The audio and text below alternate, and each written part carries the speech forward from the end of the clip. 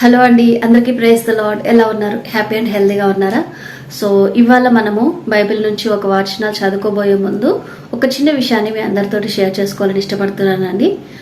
మన అందరం కూడా ప్రార్థన చేస్తూనే ఉంటాము. దేవుడిని మన అవసరతలు అన్నీ కూడా ఆయన ముందు పెడుతూ ఉంటాము, అడుగుతూ ఉంటాము. మన సమస్యలన్నింటినీ కూడా దేవునితోటి క్లియర్గా ఎక్స్ప్లెయిన్ చేసి మరి బాధతోటి రోదంతోటి అనేక విధాలుగా మనకి నచ్చిన విధంగా మనకి ఆ నిమిషానికి మనకి తోచిన విధంగా మనం ప్రార్థనలో గడుపుతూ ఉంటాం కదండి. కానీ మనం ప్రార్థన దేవుని వరకు వెళ్తుందా, దేవుడు మన ప్రార్థనను ఇష్టపడే విధంగా ఉన్నదా అని కూడా మనం ఆలోచించుకోవాలి. ఓకేనా? ఎలాగా అంటే ఎబ్బేజు గురించి కూడా మనము అందరం వినే ఉండుంటాం కదండి. ఎబ్బేజు ప్రార్థన. సో అతని తల్లి తనని కన్న విధానాన్ని బట్టి అతనికి వేదన అనే పేరు అర్థం వచ్చే విధంగా తన పేరునే ఆ పేరుకే ఒక అర్థాన్నిగా వేదనకి అర్థంగా తన పేరుని ఎబ్బేజు అని పెట్టడం జరిగింది కదండి. ఎబ్బేజు అంటేనే వేదన అనేసి అర్థం. సో అటువంటి పేరు కలిగిన ఒక వ్యక్తి ప్రార్థన చేశాడంటండి. ఎలా ప్రార్థన చేశాడు అనంటే, నా సరిహద్దుల్ని విశాలపరచు, ఖచ్చితంగా నిశ్చయముగా నీవు నన్ను ఆశీర్వదించు అని అనేసి ఆయన ప్రార్థన చేశాడు కదండి.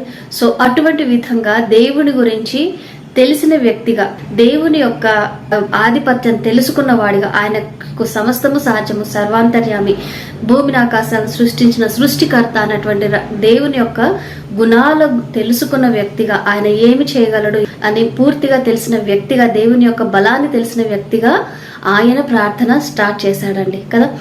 సో అందరూ బైబిల్లోని వాళ్ళని మనకు చూపించి ఇలా ప్రార్థన చేశారు, అలా ప్రార్థన చేశారు, ఆ ప్రార్థన ద్వారా వాళ్ళు ఇలా పొందుకున్నారు, ఇలా ఆశీర్వదించబడ్డారు అని మనము చదువుకున్నప్పుడు లేదంటే విన్నప్పుడు మనము కూడా వాళ్ళకంటే ఎక్కువగా వాళ్ళకి చేసిన దేవుడే ఈరోజు నీతో నాతోటి కూడా ఉన్న దేవుడు.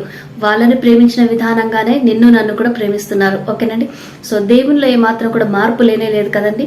సో కాబట్టి మనము కూడా ఎబ్బేజు కంటే కూడా అధికమైన నమ్మకం కలిగిన వాళ్ళంగా, అధికమైన విశ్వాసం కలిగిన వాళ్ళంగా మన పేరు కూడా మన తర్వాత తరాలు మనల్ని గుర్తు చేసుకునే విధంగా దేవునితోటి మన యొక్క ప్రార్థన కూడా మనము జరిగిస్తూ ఉండాలి, సాగిస్తూ ఉండాలి, ప్రార్థిస్తూ ఉండాలి. ఓకేనండి. సో ఒకళ్ళ గురించి మనం వింటున్నప్పుడు మనము వాటిని ఇన్స్పిరేషన్గా తీసుకొని వాళ్ళను మించి కూడా మనము ప్రయత్నం చేయాలి.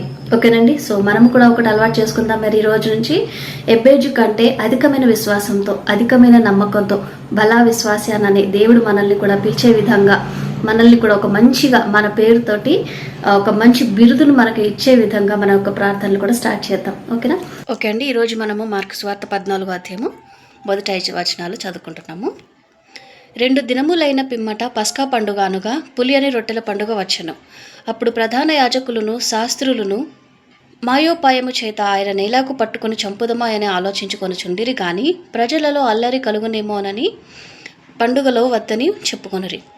ఆయన బేతనియలో కుష్ఠరోగి అయిన సీమోను ఇంట భోజనమునకు కూర్చుండి ఉన్నప్పుడు ఒక స్త్రీ మిక్కిలి విలువగల అచ్చ జటమాంసి అత్తరు బుడ్డి తీసుకొని వచ్చి ఆ అత్తరు బుడ్డి పగులగొట్టి ఆ అత్తరు ఆయన తల మీద పోసెను. అయితే కొందరు కోపపడి, ఈ అత్తరు ఇలాగూ నష్టపరచనేలా, ఈ అత్తరు 300 దేనారముల కంటే ఎక్కువ వెలకమ్మి బీదలకు ఇయ్యవచ్చునని చెప్పి ఆమెను గూర్చి సనుగుకొనిరి.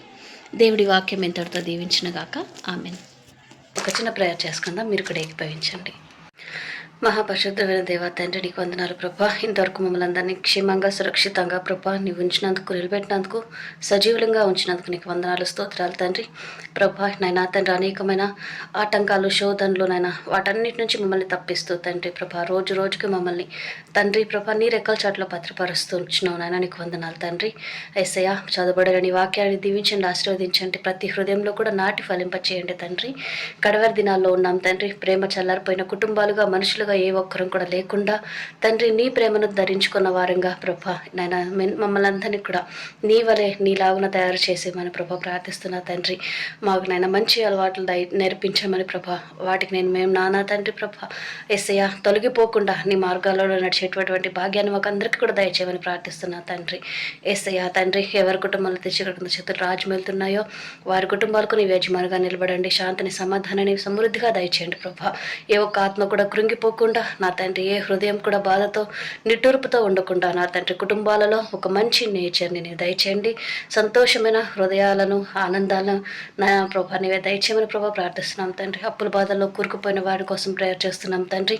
వారికి నీ యొక్క హస్తంతో లేపి నిలబెట్టి ప్రభా ఆ ఊపి నుంచి వారిని బయటకు నీవే లాగమని ప్రభా ప్రార్థిస్తున్నాం తండ్రి. మంచి సలహాలు దయచేయండి, వారికి వినిపించండి ఎస్సయ్యా నాయనా తండ్రి. జ్ఞానాన్ని దయచేయండి తండ్రి. వారి భుజం తడుతూ ప్రభా ముందుకు ఎలా సాగాలో నీవు తండ్రి నడిపించండి నా ప్రభా, నీకే స్తోత్రం తండ్రి.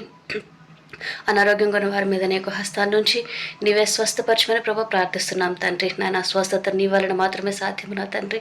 ప్రతి అనారోగ్యం నుంచి విడుదలను దయచేసి, బలాన్ని దయచేసి ప్రభా నాయన నీ రాజ్యవ్యాప్తి కోసం వారిని నాయన నీ వంతులైనా ప్రభా నాయన ప్రభా పనిలో ఉండడానికి వారికి నాయన బలాన్ని దయచేయమని ప్రభా ప్రార్థిస్తున్నాం తండ్రి. ఇంతవరకు నువ్వు చేసిన ప్రతి మేలుని బట్టి వందనాలు స్తోత్రాలు చెల్లిస్తూ ఈ చిన్న ప్రార్థన యేసు నామంలో ప్రార్థించి వేడుకొంచున్నాం తండ్రి. ఆమెన్. ప్రైజ్ ది లార్డ్ అండి అందరికీ. Have a great day. God bless you all. By by.